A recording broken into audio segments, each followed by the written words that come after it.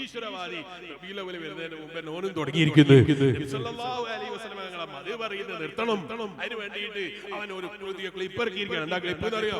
നബി സല്ലല്ലാഹു അലൈഹി വസല്ലം തങ്ങൾ ആയിഷ ബീവിയെ കല്യാണം കഴിച്ചത് എത്ര വയസ്സിലാണ്?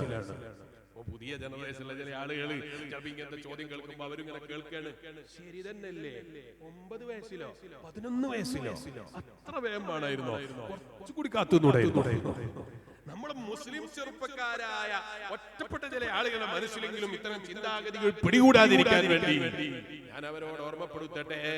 നബി സല്ലല്ലാഹു അലൈഹി വസല്ലം തങ്ങൾ ആയിഷ ബീവി റളിയല്ലാഹു അൻഹയെ കല്യാണം കഴിച്ച പ്രായം പറയേണ്ടത് നിരീശ്വരവാദിയല്ല.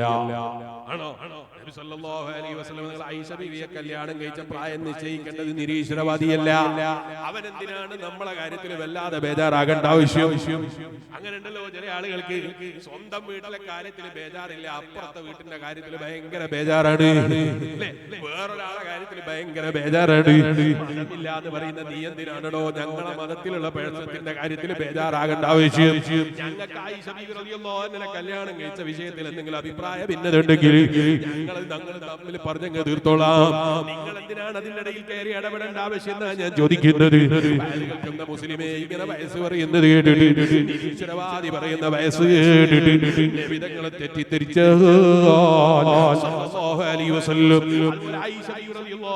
തെറ്റിദ്ധരിച്ച വലിയ വിവരക്കേടാണ്.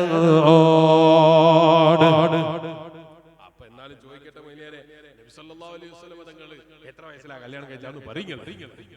എത്ര വയസ്സിലായി കല്യാണം കഴിച്ചു? അതിങ്ങ് പറയും. ഞാൻ ആദ്യം അവരോടൊരു കാര്യം പറയട്ടെ. ആരോട്? നിരീശ്വരവാദികളോട്.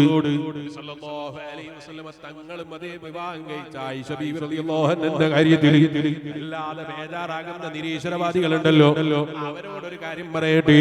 കേരളത്തിലെ പത്രം ഒന്ന് എടുത്ത് വായിച്ചു നോക്കുമോ നിങ്ങൾ? കേരളത്തിന്റെ മീഡിയകൾ ഒന്ന് എടുത്തു നോക്കൂ. ഇന്നത്തെ മീഡിയ ഒന്ന് തുറന്നു നോക്കി നിങ്ങൾ. മീഡിയയിൽ വ്യഭിചാരം പറയാത്ത മീഡിയകളുണ്ടോ? ബലാത്സംഗം പറയാത്ത പത്രങ്ങളുണ്ടോ? ലോകത്ത് എവിടെയെങ്കിലും ഉണ്ടോ ഇതുപോലെ ബലാത്സംഗം എഴുതി വിടുന്ന ഒരു പത്രം? ഇതുപോലെ ബലാത്സംഗം പറയുന്ന ഒരു മീഡിയ ലോകത്ത് വേറെ കാണാനുണ്ടോ? മുസ്ലിമേ അതിനെ കുറിച്ചൊന്നും ഒരു ബേജാറില്ല. നിരീശ്വരവാദിക്ക് അതിനെന്തെങ്കിലും ബേജാറുണ്ടോ? വേണ്ട. കാരണം അവനിക്കും വേണ്ടത് അതാണ്. ഇതിങ്ങനെ പറഞ്ഞ് സമൂഹത്തിന്റെ ഇടയിൽ വ്യഭിചാരം എന്ന് പറഞ്ഞാൽ ഒരു സാധാരണ കർമാക്കി മാറ്റിയാൽ കാണുന്നവരൊക്കെ വ്യഭിചരിക്കാന്ന് വിചാരിക്കുന്ന നിരീശ്വരവാദി ഉണ്ടല്ലോ. സ്വന്തം പെങ്ങന്മാർക്ക് വില കൽപ്പിക്കാത്ത നിരീശ്വരവാദി ഉണ്ടല്ലോ. സ്വന്തം ഉമ്മാക്ക് വില കൽപ്പിക്കാൻ അറിയാത്ത അത്തരം നിരീശ്വരവാദികൾ ഉണ്ടല്ലോ. അവരെ വാക്ക് കേട്ടിട്ടാണോ മുസ്ലിമേ സല്ലല്ലാഹു അലൈഹി വസല്ലം നിങ്ങളുടെ സ്വഭാവത്തിന്റെ മഹിമ മനസ്സിലാക്കേണ്ടത്? ആണോ? ആലോചിച്ചു. അവര് പറയുന്നത് കേട്ടിട്ടാണോ നബി സല്ലല്ലാഹു അലൈഹി വസല്ലം കാര്യത്തിൽ ബേജാറാകേണ്ടത്? നിങ്ങൾ ആലോചിച്ചു നോക്ക്. നബി സല്ലല്ലാഹു അലൈഹി വസല്ലം തങ്ങൾക്ക് ആയിഷ ബീവി റളിയല്ലാഹു അൻഹയെ വിവാഹം ചെയ്തു കൊടുത്തത് ആരാ? അന്നത്തെ ഖാദിർ വലിയാരെ. ആണോ? ഉപ്പയില്ലാതെ വലിയില്ലാതെ നബി സല്ലല്ലാഹു അലൈഹി വസല്ലം തങ്ങൾക്ക് ആയിഷ ബീവി റളിയല്ലാഹു അൻഹയെ വിവാഹം ചെയ്തു കൊടുത്തത് പാപ്പ അറിയാതെ ഏതെങ്കിലും ഖാദിയാർ വിവാഹം ചെയ്തു കൊടുത്തതാ? നബി സല്ലല്ലാഹു അലൈഹി വസല്ലം നിങ്ങൾ ഏതെങ്കിലും ദിവസം തട്ടിക്കൊണ്ടുപോയതാ? പ്രണയിച്ച് കല്യാണം കഴിച്ചതാണോ നബി സല്ലല്ലാഹു അലൈഹി വസല്ലം? അല്ല. പിന്നെ ബാപ്പയായ സയ്യിദുനാ അബൂബക്കർ സിദ്ദീഖ് റളിയല്ലാഹു അൻഹു വിവാഹം ചെയ്ത് പഠിപ്പിച്ചതാണ്. വിവാഹം ചെയ്തു കൊടുത്തത് ബാപ്പയായ സിദ്ദീഖുൽ അക്ബർ റളിയല്ലാഹു അൻഹു ആണ്. ഓ വയലുകൾക്കെന്ന മുസ്ലിമേ, 1400 കൊല്ലം മുമ്പ് ജീവിച്ച ആയിഷ ബീവി റളിയല്ലാഹു അൻഹയെ വിവാഹം ചെയ്തു കൊടുത്തത് ആര്? സ്വന്തം ബാപ്പ. ആ വിഷയത്തിൽ ഭയങ്കര ബേജാറ്. ഇപ്പോഴോ ഇന്നത്തെ കാലത്ത് നടക്കുന്ന ചില കല്യാണങ്ങൾ ഉണ്ടല്ലോ, ബാപ്പ അറിയില്ല ഉമ്മ അറിയില്ല എന്നല്ല, ബാപ്പയും ഉമ്മയും നല്ല പന്തലിട്ടിട്ട് കല്യാണത്തിന്റെ ദിവസം ഭക്ഷണം കൊടുക്കാതിരിക്കാൻ നോക്കുമ്പോ ചില പെൺകുട്ടികളെ ബാപ്പനെയും ഉമ്മനെയും അതാ കുറവാക്കിയിട്ട് ജനങ്ങളെ മുന്നിൽ താറടിച്ചിട്ട് ഇറങ്ങിപ്പോയതിനെ പറ്റി ഇവരൊരു കഥയും പറയാനില്ല, ഒരു വിഷമവും പറയാനില്ല. 1400 കൊല്ലം മുമ്പ് നബി സല്ലല്ലാഹു അലൈഹി വസല്ലം തങ്ങൾക്ക് ബാപ്പയായ ആയിഷ ബീവി റളിയല്ലാഹു അൻഹ ചെയ്തു കൊടുത്ത വിവാഹത്തിന്റെ കാര്യത്തിൽ ഭയങ്കര ടെൻഷനാണ് അല്ലേ? ആ ടെൻഷന്റെ കാര്യം പിന്നെ ഞാൻ പറയേണ്ടതില്ലല്ലോ. നിങ്ങൾ ആലോചിച്ചു. എന്റെ സദസ്സിലുണ്ടല്ലോ 40, 50, 60 വയസ്സുള്ള ആളുകളിൽ ഈ സദസ്സിൽ ഉണ്ട്. നിങ്ങൾ അവരോട് ചോദിച്ചോ, മുമ്പ് കാലത്ത് എത്ര വയസ്സിലാണ് കല്യാണം കഴിക്കൽ? 1400 കൊല്ലം മുമ്പുള്ള കഥയല്ല കേട്ടോ. അങ്ങനെ വിചാരിക്കരുത്. 140 കൊല്ലം മുമ്പുള്ള കഥയല്ല പറയുന്നത്. ഒരു 40 കൊല്ലം മുമ്പുള്ള കഥയോ നോക്കി നിങ്ങൾ. ഒരു 50 കൊല്ലം മുമ്പ് അല്ലേ? ഇവിടെ ഇരിക്കുന്ന ഉപ്പാപ്പമാരോട് ചോദിച്ചു നോക്ക്, നിങ്ങളെ കല്യാണം കഴിക്കുന്ന സമയത്ത് ഭാര്യന്റെ വയസ്സ് എത്രയായിരുന്നു? 8, 9, 10, 11, 12, 14 ഇല്ല എന്ന് നിഷേധിക്കാൻ നിർവാഹമുണ്ടോ? നമ്മുടെ നാടുകളിൽ നടന്നിട്ടില്ലേ? നമ്മൾ ജീവിച്ചിരിക്കുന്ന കാലത്ത് നടന്നിട്ടില്ലേ? നിങ്ങളൊക്കെ ചെറുപ്പകാലത്ത് നടന്നിട്ടില്ലേ അങ്ങനെ കല്യാണം?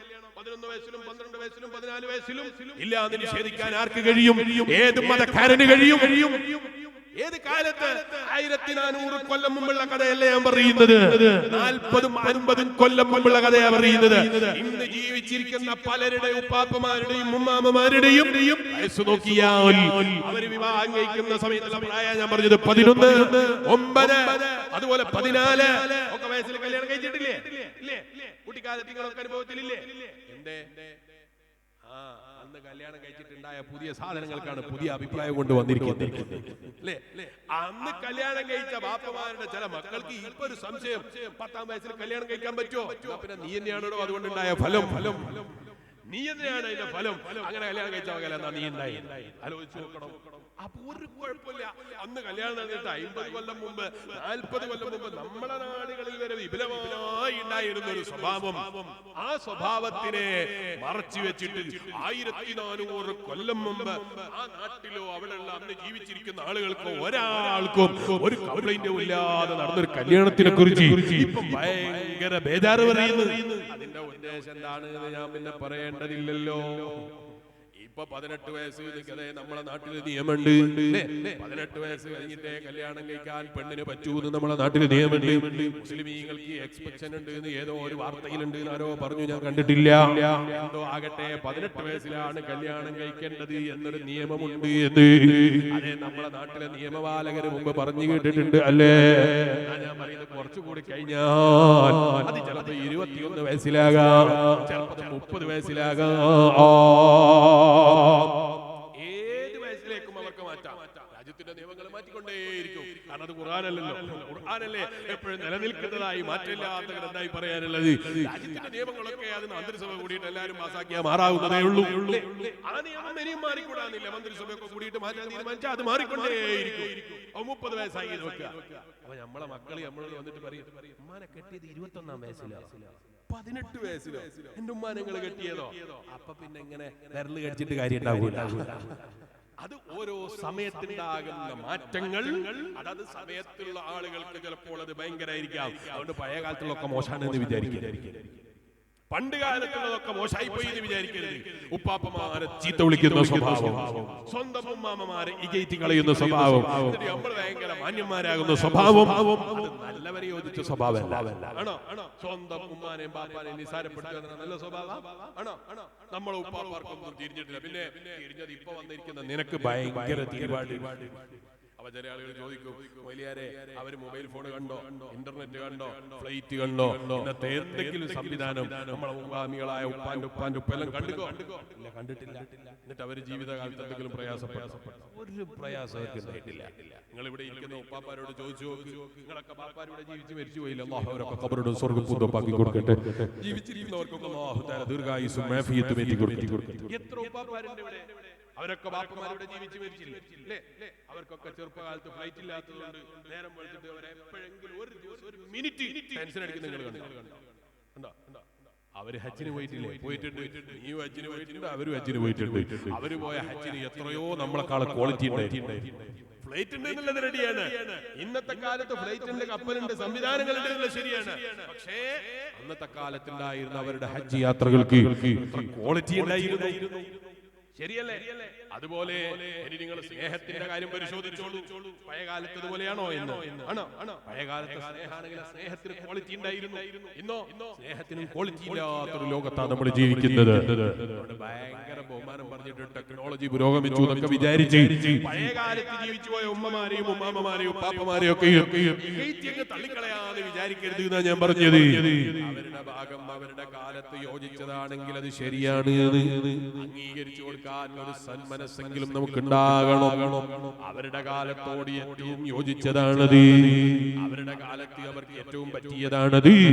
ഇന്നത്തെ കാലത്ത് ചിലപ്പോൾ ഇത് പറ്റിയതാകാം. കാരണം ഇന്നത്തെ കാലത്ത് വൈകാരിക സ്വകാര്യതയും അത്തരം ചിന്താഗതികളൊക്കെ ചില കുറെ ചിത്രങ്ങളൊക്കെ നോക്കിയിട്ട് മനുഷ്യന്മാരെ തീർക്കുന്നുണ്ടാകാം. അതുകൊണ്ട് പഴയ കാലത്ത് അതൊക്കെ റെഡിയാതെ മോശമാണ് എന്ന് വിചാരിക്കുന്ന സ്വഭാവം ഉണ്ടല്ലോ.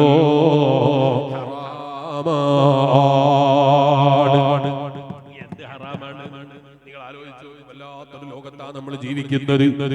സ്വന്തം ഭാര്യനെ കൂടെ കിടത്തിയിട്ട് പോലും ഹറാമ് പറയുന്നതിനോ, ഹറാമ് ചിന്തിക്കുന്നതിനോ, ഹറാമ് ചാറ്റ് ചെയ്യുന്നതിനോ മടിയില്ലാത്തൊരു ലോകത്താ നമ്മൾ ജീവിച്ചു കൊണ്ടിരിക്കുന്നത്. നമ്മളെ നന്നാക്കി തരട്ടെ, സമൂഹത്തെ നന്നാക്കി തരട്ടെ. ചെറുപ്പക്കാരെ, നിരീശ്വരവാദി പറയുന്ന വാക്ക് കേട്ടിട്ടോ, ഏതെങ്കിലും നിർമ്മലവാദികൾ പറയുന്ന വാക്ക് കേട്ടിട്ടോ, ഏതെങ്കിലും ഫെമിനിസ്റ്റുകൾ പറയുന്ന വാക്ക് കേട്ടിട്ടോ കേൾക്കുന്ന മുസ്ലിമിയെ ഇസ്ലാമിന്റെ ആശയത്തെ തെറ്റിദ്ധരിച്ചുകൂടാ. ആളുകൾ ഇപ്പൊ അങ്ങനെയാണല്ലോ. വല്ലാത്തൊരു ലോകത്താ നമ്മൾ ജീവിക്കുന്നത്.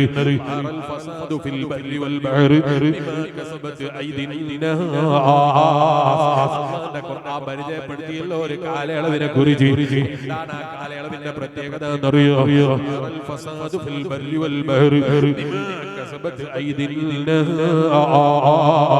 ജനങ്ങളുടെ കാരണങ്ങളോ കടലും എല്ലാം ചീത്തയായി പോകുന്നൊരു കാലം വരുമെന്ന് പറഞ്ഞത് ആരാ? അല്ലാഹുവിന്റെ ഖുർആനാണല്ലോ. ഒരു കാലം എത്തിപ്പോയോ എന്ന് ഭയപ്പെടേണ്ടതില്ലേ, എന്ന് ചിന്തിക്കേണ്ടതില്ലേ? വല്ലാത്തൊരു ലോകത്താ നമ്മൾ ജീവിക്കുന്നത്. ആരെയും വിശ്വസിക്കാൻ പറ്റാത്തൊരു ലോകം. എവിടുന്നാണ് ചതി വരുന്നത് എന്ന് പറയാൻ പറ്റാത്തൊരു ലോകം. എങ്ങനെയാ ചതിക്കുന്നത് എന്ന് പറയാൻ പറ്റാത്തൊരു ലോകം. ആലോചിച്ചു നോക്കി. സാധനമാണ് നല്ലതായിട്ട് പറയാനുള്ളത്. ഡോക്ടർമാർക്ക് തന്നെ ഇപ്പൊ എന്താ പറയേണ്ടത് ഇത് മനസ്സിലാകുന്നില്ല. പറയാൻ പറ്റുന്നില്ല. പച്ചക്കറി കഴിച്ചാൽ ആരോഗ്യത്തിന് ഒരു പ്രശ്നം ഉണ്ടാവില്ല എന്ന് പറയാൻ പറ്റുന്നുണ്ടോ? ഇല്ല. പച്ചക്കറിയിലും മരുന്നടിച്ചിട്ടാണ് അവർക്കറിയാം.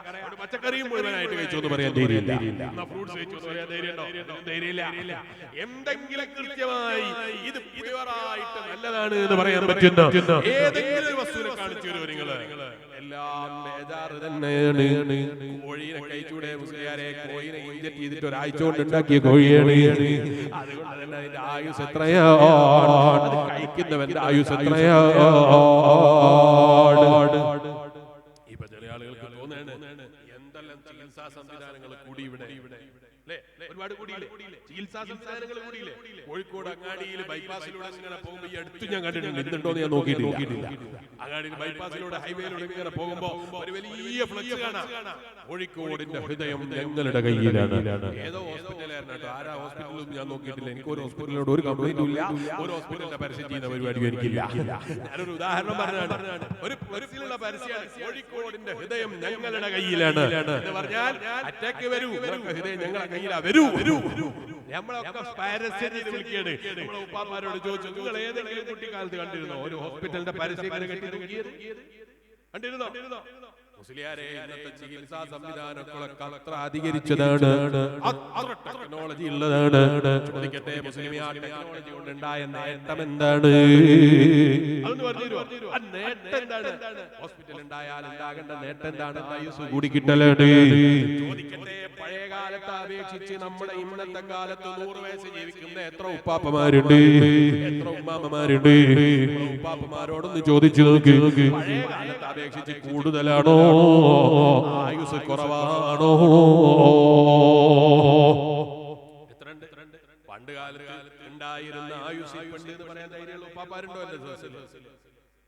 എനിക്ക് ഓർമ്മയുണ്ട്, ഞാൻ മദ്രസയിൽ പഠിക്കുന്ന സമയം, കുറെ കാലമൊന്നായിട്ടുണ്ടാവില്ലല്ലോ ഞാൻ മദ്രസയിൽ പഠിക്കുന്ന സമയം എന്ന് പറഞ്ഞു. മദ്രസയിൽ പഠിക്കുന്ന സമയത്ത് വടിയൊക്കെ നടക്കുന്ന കുറെ ആളുകളെ 80-90 വയസ്സ് ജീവിച്ചിരുന്ന പലരും എന്റെ മനസ്സിൽ ഓർമ്മ വരുന്നുണ്ട്. ഇന്ന് നമ്മളെ നാട്ടിൽ എത്ര ആളുണ്ട്? 80-90 തികയുന്ന ആളുകൾ എത്ര? 100 വയസ്സ് ജീവിക്കുന്ന എത്ര ആളുകളുണ്ട്? പണ്ട് കാലത്ത് 1-2 എണ്ണം കിട്ടുമായിരുന്നു. ഇന്നത്തെ കാലത്ത് ഒറ്റ ഒന്നെണ്ണം കിട്ടാനുണ്ടോ? 100 വയസ്സ് വളരെ വിരളാണ്. ചികിത്സാ സംവിധാനങ്ങളൊക്കെ കൂടിയില്ലേ? വലിയ കൂടിയിട്ടുണ്ട്. പക്ഷെ പേര് കുറെ മാറിയെന്നല്ലാതെ ഒരു സംഭവം ഇവിടെ നടന്നിട്ടില്ല.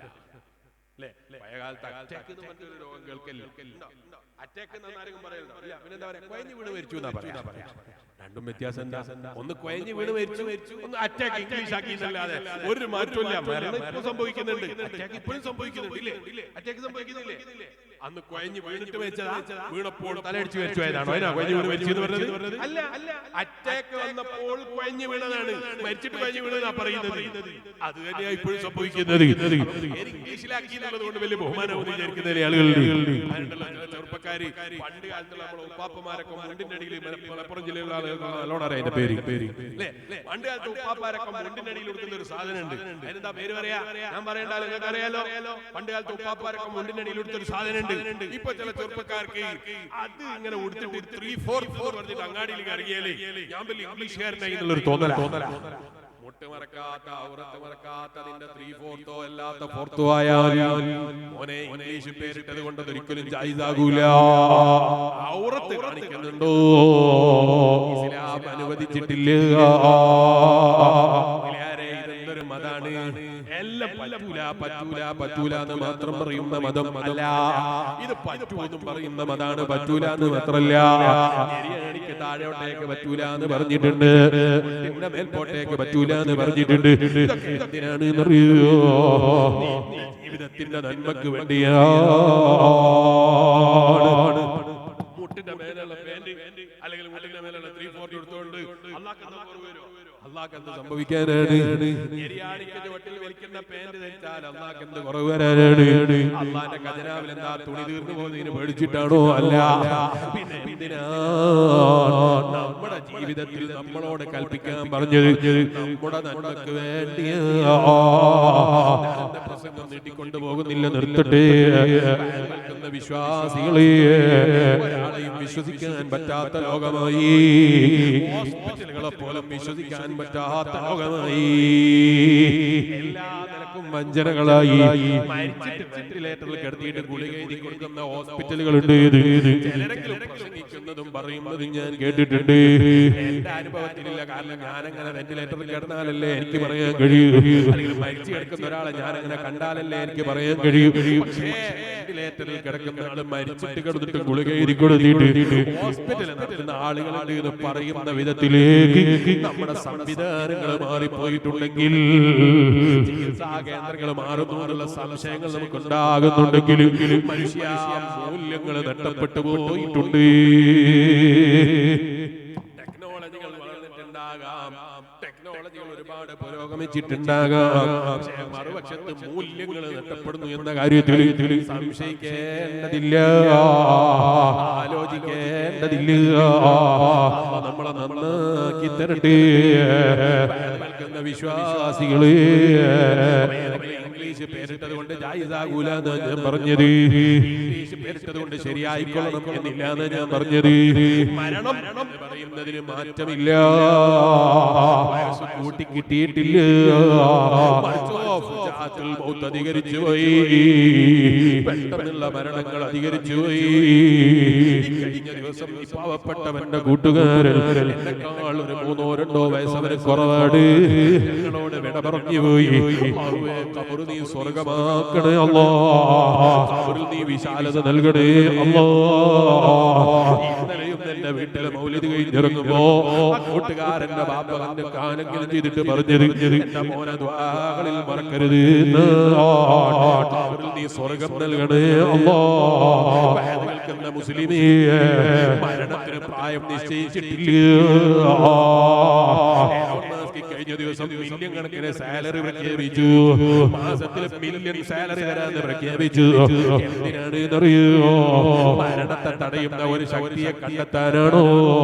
ഇല്ല ഇല്ല, ബില്യണല്ല എലോൺ മസ്ക് മുഴുവനും സമ്പാദിച്ചത്, അമേരിക്കയുടെ മുഴുവൻ സമ്പാദ്യം ഒരു ദിവസത്തെ ആയുസ് കിട്ടുമെങ്കിൽ ട്രംപ് പിടിച്ചെടുത്ത് കൊടുക്കാൻ മടിയാകൂലേ. അതുപോലുള്ള കൊടുക്കാൻ പറ്റുന്നവൻ വാങ്ങിച്ചു കൊടുക്കാൻ തയ്യാറാകൂലേ? ഇല്ല, എന്ത് ശമ്പളം കൊടുത്താലും, എന്ത് കോടികൾ കൊടുത്താലും ഒരു ദിവസത്തെ ആയുസ്സിനെ നീട്ടാൻ കഴിയുന്ന ഒരു കഴിവിനെ നേടിയെടുക്കുക മനുഷ്യന് സാധ്യമേ അല്ല. മരണത്തിന്റെ സമയമെത്തുമ്പോൾ കൊടുക്കാനുള്ളതായിട്ടല്ലാതെ മനുഷ്യന്റെ കയ്യിലൊന്നും സമ്പാദ്യമില്ലാതെ ഞാൻ പറഞ്ഞത്. ടെക്നോളജിയിലെ മുസ്ലിംമാര്, ഏത് ടെക്നോളജിയാണോ നിന്റെ ഖബറിൽ വെക്കുന്നതിൽ നിന്ന് തടയാൻ കഴിയുന്നത്? ഏത് ടെക്നോളജിയാണോ നിന്റെ വീട്ടിൽ വെക്കാൻ അനുവദിക്കുന്നത്? ഏത് ടെക്നോളജിയാണോ നിന്റെ വീട്ടിൽ തന്നെ കിടത്തിയിട്ട് കാലകാലം സൂക്ഷിക്കാൻ അനുവദിക്കുന്നത് ഇല്ല. കേൾക്കുന്ന മുസ്ലിമേ, ജനിച്ചിട്ടുണ്ടോ മരണം നിർബന്ധമാണ്.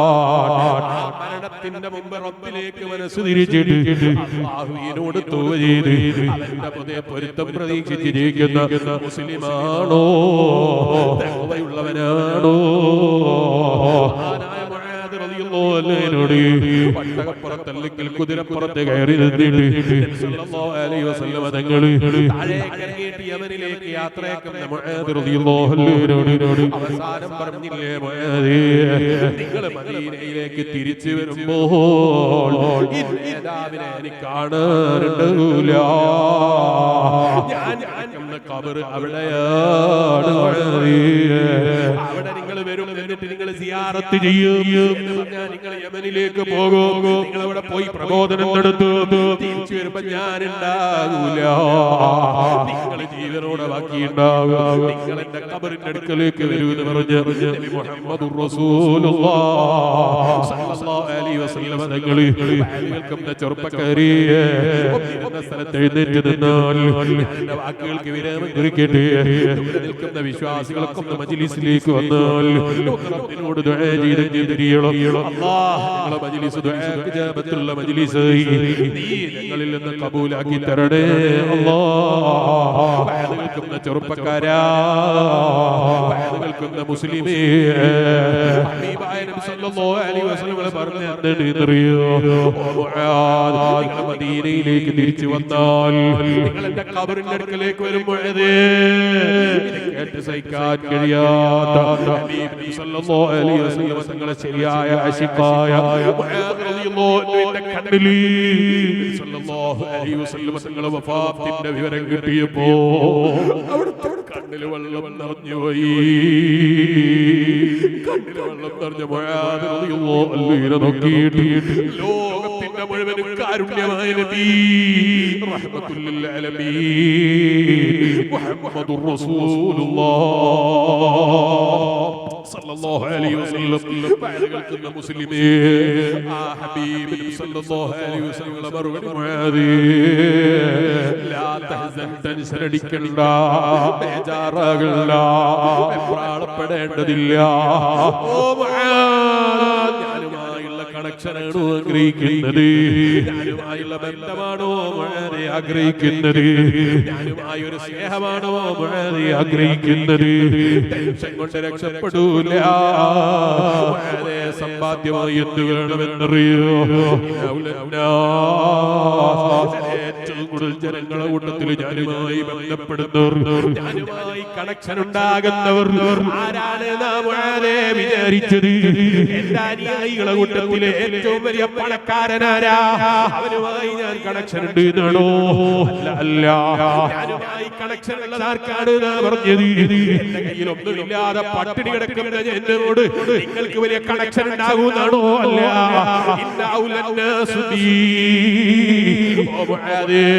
ഞാനുമായുള്ള കണക്ഷൻ വേണോ? ഞാനുമായി ഒരു ബന്ധം വേണോ? ഏത് കാലത്ത് ജീവിക്കുന്ന ജനങ്ങൾക്ക് ഞാനുമായുള്ള കണക്ഷൻ സമ്മാനമായി തരാം. ഏകമായി നിങ്ങൾക്ക് തരാനുള്ള ഒരേ ഒരു ആയുധം അറിയോ? തഖ്വയാണ്. മുഹമ്മദുർ റസൂലുള്ളാഹി സ്വല്ലല്ലാഹു അലൈഹി വസല്ലം കേൾക്കുന്ന ചെറുപ്പക്കാരെ, മദീനയിലേക്ക് പോകുമ്പോൾ മദീനത്തെ റൗദാ ശരീഫിന്റെ ചിത്രം ഇട്ടിട്ട് അനിതാ മദീനയിലേക്ക് യാത്രയോട് ദുആ ചെയ്യണമെന്ന് പറയാറുണ്ട് അല്ലേ? നല്ലതാണ് മറ്റുള്ളവരോട് പൊരുത്തം ചോദിക്കാൻ. നമ്മുടെ ജീവിതത്തിൽ സംഭവിച്ച അപാകതകൾ പറഞ്ഞ് പൊരുത്തം ചോദിച്ച് മനസ്സൊന്ന് നന്നാക്കാൻ പോകാം. പക്ഷേ ഒരു കാര്യം പറയട്ടെ, മദീനയിലേക്ക് തിരിക്കുന്ന യാത്രയുണ്ടല്ലോ, മദീനയിലേക്ക് പോകുന്ന യാത്രയിലൊരിക്കലും അവിടെ എത്തിക്കഴിഞ്ഞാൽ എന്റെ ഹബീബ് നബി മുഹമ്മദുർ റസൂലുള്ളാഹി, അല്ലാഹുവിന്റെ ഹബീബ് നബി മുഹമ്മദുർ റസൂലുള്ളാഹി, അല്ലാഹുവിന്റെ ഹബീബ് നബി മുഹമ്മദുർ റസൂലുള്ളാഹി സ്വല്ലല്ലാഹു അലൈഹി വസല്ലം കേൾക്കുന്ന വിശ്വാസികളെ ഒരിക്കലും എന്നോട് ചോദിക്കാനില്ല, നിങ്ങളോട് ചോദിക്കാനില്ല, നമ്മളോട് ചോദിക്കാനില്ല, ഏത് ഫ്ലൈറ്റിലാ വന്നത് എന്ന് ചോദിക്കൂല, ഏത് ഫ്ലൈറ്റിലാണ് വന്നത് എന്ന് ചോദിക്കൂല, ഏത് ഫ്ലൈറ്റ് ആണ് എന്ന് ചോദിക്കൂല, ഏത് ക്ലാസ്സിലാ വന്നത് എന്ന് ചോദിക്കൂല. നീ എക്കണോമിയിൽ വന്നാലും ബിസിനസ്സിൽ വന്നാലും ചാർട്ടേഡ് ഫ്ലൈറ്റിൽ വന്നാലും അല്ല സ്വന്തം ഓൺ ഫ്ലൈറ്റിൽ വന്നാലും ഏത് ഫ്ലൈറ്റിൽ വന്നാലും മദീനയിലെ സ്വീകരണം വേണോ? മദീന നിന്നെ സ്വീകരിക്കണോ? ചിലപ്പോൾ അവിടെയുള്ള ഭരണാധികാരികള് മദീനയുടെ റൗദാ ശരീഫ് തുറന്നു തരാൻ മാത്രം അധികാരികളുമായുള്ള കണക്ഷൻ നിന്റെ കയ്യിലുണ്ടാകാം, അധികാരികളുടെ താക്കോൽദാരികളുടെ കണക്ഷൻ ഉണ്ടാകാം. അതുകൊണ്ടും എനിക്കും നിനക്കും രക്ഷപ്പെടാൻ കഴിയൂല. രക്ഷപ്പെടണോ? നീ പോകുന്ന ഫ്ലൈറ്റിന്റെ വലുപ്പം കൊണ്ട് രക്ഷപ്പെടൂല. നീ താമസിക്കുന്ന പാക്കേജ് ഉണ്ടല്ലോ, 3 സ്റ്റാർ ആകട്ടെ, 5 സ്റ്റാർ ആകട്ടെ, 2 സ്റ്റാർ ആകട്ടെ, ഒരു സ്റ്റാറും ഇല്ലാത്ത ഹോട്ടലാകട്ടെ, അതിലൊന്നും ഇവിടെ നോട്ടമില്ല. ഗവൺമെന്റ് നോക്കിയേക്കും. നിൽക്കുന്ന ഹോട്ടൽ ബുക്കിംഗ് ഗവൺമെന്റിന് വേണ്ടി വരും. നീ അവിടെ പോകുമ്പോഴുള്ള ഫ്ലൈറ്റിന്റെ റിട്ടേൺ ടിക്കറ്റ് വേണ്ടി വരും. മദീനയിലേക്ക് കടക്കുന്ന അവിടുത്തെ ഇഷ്ടപ്പെടുന്ന പ്രവാചകന് സല്ലല്ലാഹു അലൈഹി വസല്ലം റിട്ടേൺ ടിക്കറ്റിന്റെ ആവശ്യമില്ല, ഫ്ലൈറ്റിന്റെ ബുക്കിംഗിന്റെ ആവശ്യമില്ല, ഹോട്ടലിന്റെ ബുക്കിംഗിന്റെ ആവശ്യമില്ല. ഒരു ക്ലാസ്സിൽ യാത്ര ചെയ്യണമെന്നില്ല. എന്നിട്ട് പോയാലും അതേ യാത്രപ്പുറത്ത് കയറി പോയാലും അതിനപ്പുറത്ത് പോയാലും പറന്നിട്ട് പോയാലും കപ്പലിൽ പോയാലും എഞ്ഞിട്ട് പോയാലും അലത്തിട്ട് ശരീരം വലിച്ചിട്ട് പോയാലും എങ്ങനെ പോയാലും അവിടെ നിന്റെ അല്ലാഹുവിന്റെ റസൂലിന്റെ അടുക്കൽ സല്ലല്ലാഹു അലൈഹി വസല്ലം എനിക്കും നിനക്കും ഒരു സ്വീകാര്യത വേണോ? ഒരു ഖബൂലിയത്ത് വേണോ? മുസ്ലിമേ ഒന്നടുത്ത് വന്നോ, നമുക്ക് റബ്ബിനോട് ദുആ ചെയ്തങ്ങ് പിരിയണം. അല്ലാഹ് ഞങ്ങളെ മജ്ലിസ് ദുആക്ക് ഇജാബത്തുള്ള മജ്ലിസായി നീ ഞങ്ങളിൽ നിന്ന് കബൂലാക്കി തരണേ അല്ലാഹ്. കേൾക്കുന്ന മുസ്ലിമേ, പ്രായം ചെന്ന ഉപ്പാപ്പമാരവിടെ ഇരുന്നോ, നമുക്ക് റബ്ബിനോട് ദുആ ചെയ്തങ്ങ് പിരിയണം. ചെറുപ്പക്കാരൊക്കെ ഒന്ന് മജ്ലിസിലേക്ക് വന്നു, നമുക്ക് ഹബീബായ നബി ഞങ്ങളെ ഒന്ന് അല്പം മദീ ചെയ്തങ്ങ് നിർത്തണം. അല്ലാഹ് ഞങ്ങളെ മജ്ലിസ് ദുആക്ക് ഇജാബത്തുള്ള മജ്ലിസായി നീ ഞങ്ങളിൽ നിന്ന് കബൂലാക്കി തരണേ അല്ലാഹ്. കേൾക്കുന്ന മുസ്ലിമേ, ഹബീബ് നബി സല്ലല്ലാഹു അലൈഹി വസല്ലം തങ്ങളുടെ അടുക്കൽ സ്വീകരിക്കപ്പെടുന്ന ഒരേ ഒരു കാര്യം അത് തഖ്വയാണ്. അവിടത്തേക്കുള്ള ഹൃദയത്തിന്റെ ഉള്ളിലുള്ള സ്നേഹമാണ്. ആ സ്നേഹം എന്റെ കയ്യിലുണ്ടോ? ആ സ്നേഹം നിങ്ങളുടെ കയ്യിലുണ്ടോ? ബുദ്ധിയുള്ളവൻ ആകണം എന്നില്ല, ബുദ്ധിയില്ലാത്തവനും ആകണം എന്നില്ല, ജീവനുള്ള വസ്തു ആകണം എന്നില്ല. ജീവനില്ലാത്ത വസ്തുവാണെങ്കിലും ജീവനുള്ള വസ്തുവാണെങ്കിലും അതേ ആളുകൾ പരിഗണിക്കുന്ന സാധനമാണെങ്കിലും പരിഗണിക്കപ്പെടാത്ത സാധനങ്ങളാണെങ്കിലും പരിഗണിക്കപ്പെടാത്ത ജീവനാണെങ്കിലും പരിഗണിക്കപ്പെടുന്ന ജീവനാണെങ്കിലും എങ്ങനെയാണെങ്കിൽ പോലും കേൾക്കുന്ന മുസ്ലിമേ, ഹൃദയത്തിന്റെ ഉള്ളിലെ സ്ഥാനമുണ്ടോ അവിടത്തേക്ക് മഖബൂല. അതുകൊണ്ട് ആ കല്ലുകൾ വന്ന് നബി സല്ലല്ലാഹു അലൈഹി വസല്ലം തങ്ങളോട് സലാം പറഞ്ഞപ്പോൾ, കല്ലുകളെ നിങ്ങൾ ബുദ്ധിയില്ലാത്തവരാ, നിങ്ങൾക്ക് എന്റെ സലാമില്ലെന്ന് അവിടുന്ന് മറുപടി പറഞ്ഞില്ല. വൽവഹ്ശു വല്ലശജറു ഖദ് സജദത് ലഹു അലൈഹി ഖസല്ലംന ബഅദ തശഹുദി. അവിടുത്തെ മുന്നിൽ വന്ന് കല്ലുകൾ സലാം പറഞ്ഞിട്ടുണ്ട്, മരങ്ങൾ സലാം പറഞ്ഞിട്ടുണ്ട്, ജീവനില്ലാത്ത വസ്തുക്കൾ സലാം പറഞ്ഞിട്ടുണ്ട്, അവർക്കൊക്കെയും സലാം മടക്കി കൊടുത്തിട്ടുണ്ട്. അഷ്റഫുൽ വറാ മുഹമ്മദുർ റസൂലുള്ളാഹി സല്ലല്ലാഹു അലൈഹി വസല്ലം. ഇമാം ബുഖാരി റളിയല്ലാഹു അൻഹു റിപ്പോർട്ട് ചെയ്യുന്ന ഹദീസ്, ഇന്നി ലഅരിഫു ഹജറൻ കാന യുസല്ലിമു അലയ്യ ഖബ്ല അൻ നുബഅസ. എന്നെ നബിയായി നിയോഗിക്കപ്പെടുന്നതിന് മുമ്പ് തന്നെ എന്നോട് സലാം പറയുന്ന കല്ലുകളെ എനിക്ക് പരിചയമുണ്ട് സഹാബ എന്ന് പറഞ്ഞത് ആരാ? അല്ലാഹുവിന്റെ ഹബീബ് നബി മുഹമ്മദുർ റസൂലുള്ളാഹി സല്ലല്ലാഹു അലൈഹി വസല്ലം. അത് കേൾക്കുന്ന വിശ്വാസികളെ, അവിടത്തോട് ഇഷ്കുള്ള ഹൃദയമാണെങ്കിൽ പോലും അവിടത്തോട് ഇഷ്കുള്ള കല്ലാണെങ്കിൽ പോലും അവിടത്തേക്ക് സ്വീകാര്യതയുണ്ട് എന്നാണ് ഞാൻ പറഞ്ഞത്. മരമാണെങ്കിൽ സ്വീകാര്യതയുണ്ട്.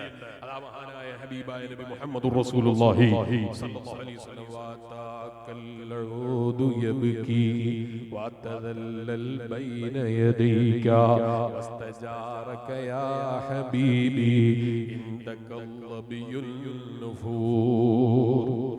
അങ്ങയുടെ മുന്നിൽ വന്നിട്ട് ഒട്ടകങ്ങൾ സങ്കടം പറഞ്ഞപ്പോ ആ ഒട്ടകങ്ങളെ സങ്കടം തീർത്തു കൊടുത്ത പ്രവാചകനാ നബി മുഹമ്മദുർ റസൂലുള്ളാഹി സ്വല്ലല്ലാഹു അലൈഹി വസല്ലം അവിടുത്തെ മുന്നിൽ വന്ന് അതേ സങ്കടം പറഞ്ഞു മാൻപേടകളെ തലയോടിയിട്ട് സന്തോഷിപ്പിച്ച് തിരിച്ചയച്ച നേതാവാ അഷ്റഫുൽ വറാ മുഹമ്മദുർ റസൂലുള്ളാഹി സ്വല്ലല്ലാഹു അലൈഹി വസല്ലം മുസ്ലിമേ മദീനയിലേക്ക് പോകുമ്പോ കയ്യിൽ വേണ്ടത് ബിസിനസ് ക്ലാസിന്റെ ടിക്കറ്റ് അല്ല, 5 സ്റ്റാർ ഹോട്ടലിന്റെ ബുക്കിംഗ് അല്ല, മദീനയിൽ സ്വീകാര്യത വേണോ? ആ നേതാവിന്റെ അടുക്കൽ സ്വീകാര്യത വേണമെങ്കിൽ മിൻ ഹുബ്ബി ഖൽബി സയ്യിദൽ കൗനൈനി ഹയ്യൻ വ മൈതൻ ഫിത്തുറാബി റമീമാ. കേൾക്കുന്ന മലപ്പുറം ജില്ലക്കാരായ ഉപ്പമാരെ, കേൾക്കുന്ന മലപ്പുറം ജില്ലയിലെ കൂട്ടുകാരായ ചെറുപ്പക്കാരെ, നമ്മുടെ മലപ്പുറം ജില്ലയിൽ വിശ്രമം കൊള്ളുന്ന ഉമർ ഖാദി റളിയല്ലാഹു അൻഹു മദീനത്തെ റൗള ശരീഫിന്റെ മുന്നിലേക്ക് വന്ന് ആ ഹബീബായ നബി സല്ലല്ലാഹു അലൈഹി വസല്ലം തങ്ങളോട് പാടിയില്ലേ, മജഫദമൻ സലമിൻ നൈനൈനി ലകിന്നഹു യജ്രി അലൽ ഖത്തൈനി. ഫഖീറായ ഉമർ മദീനത്തെ റൗള ശരീഫിന്റെ മുന്നിൽ വന്ന് നിന്നിട്ട് ഓ ഹബീബായ നബിയേ, ഫഖീറായ ഉമർ കരയുകയോ. എന്തിനാ കരയുന്നത് എന്നറിയോ? ഇവിടുത്തെ ഗവൺമെന്റ് ബ്ലോക്ക് ചെയ്തു വെച്ചിട്ട് പോകാൻ പറ്റൂല എന്ന് പറഞ്ഞിട്ടാണോ? അല്ല, അല്ലെങ്കിൽ അതുപോലെ അവിടെ എന്തെങ്കിലും നിയമ തടസ്സങ്ങളുണ്ട് എന്ന് പറഞ്ഞിട്ടാണോ? അല്ല, എന്റെ പൈസ പോക്കറ്റ് അടിച്ചു പോയി നബിയെ എന്ന് പറയാനാണോ? അല്ല, എനിക്ക് ഭയങ്കര വിഷമാണ് നബിയെ, സാമ്പത്തിക ഭദ്രത ഒക്കെ തകർന്നു പോയി എന്ന് പറയാനാണോ? അല്ല, അല്ലെങ്കിൽ ആരോഗ്യ പ്രശ്നം പറയാനാണോ? അല്ല, ഭൗതികമായ എന്തെങ്കിലും കാര്യം പറയാനാണോ? അല്ല, ഇവിടെ വന്നിട്ട് ഫഖീറായ ഉമറേ കവിൾത്തടത്തിലൂടെ വലിക്കുന്ന കണ്ണുനീര് നിൽക്കാതെ ഇങ്ങനെ പൊട്ടിക്കരയുന്നത് എന്തിനാണ് എന്നറിയോ? മിൻ ഹുബ്ബി ഖൽബി സയ്യിദൽ കൗനൈനി. ലോകത്തിന്റെ മുഴുവൻ കാരുണ്യമായ നേതാവുണ്ടല്ലോ, അല്ലാഹുവിന്റെ റസൂൽ മുഹമ്മദുർ റസൂലുള്ളാഹ് സ്വല്ലല്ലാഹു അലൈഹി വസല്ലം അവിടത്തോടുള്ള മഹബ്ബത്ത് കൊണ്ടാണ് നബിയേ, അവിടത്തോടുള്ള ഇഷ്ക് കൊണ്ടാണ് നബിയേ മദീനത്തെ റൗള ശരീഫിന്റെ മുന്നിൽ നിന്ന് മലപ്പുറം ജില്ലക്കാരനായ ഉമർ ഖാദി റളിയല്ലാഹു അൻഹു, വെളിയങ്കോട്ടുകാരനായ ഉമർ ഖാദി റളിയല്ലാഹു അൻഹു റൗള ശരീഫിന്റെ മുന്നിൽ നിന്ന് പാടിയപ്പോൾ ഓട്ടോമാറ്റിക്കായി പൂട്ടിവെച്ച വാതിൽ തുറക്കപ്പെട്ടു പോയി. റഹ്മത്തുൽ ലിൽ ആലമീൻ മുഹമ്മദുർ റസൂലുള്ളാഹ് സ്വല്ലല്ലാഹു അലൈഹി വസല്ലം അവിടുന്ന് എന്നോട് നിങ്ങളോട് പറയുന്നു, മാ മിൻ യുസല്ലിമു അലയ്യ ഇല്ലാ റദ്ദല്ലാഹു റൂഹി ഫർദു അലൈഹി സലാം. ലോകത്തിന്റെ മുക്ക് മൂലകളിൽ നിന്ന് എന്നോട് സലാം പറഞ്ഞാലും അവർക്ക് സലാം മടക്കാൻ എന്റെ റൂഹ് അല്ലാഹു തിരിച്ചു തരും, ഞാൻ അവരുടെ സലാം മടക്കുമെന്ന് നബി മുഹമ്മദുർ റസൂലുള്ളാഹി സ്വല്ലല്ലാഹു അലൈഹി വസല്ലം. ഞാൻ എന്റെ വാക്കുകൾക്ക് വിരാമം കുറിക്കട്ടെ. ഈമാനുള്ള വിശ്വാസികളെ, എന്ത് നഷ്ടപ്പെട്ടു പോയാലും അവിടത്തോടുള്ള മഹബ്ബത്ത് നമ്മൾ നഷ്ടപ്പെടുത്തി കളയരുത്.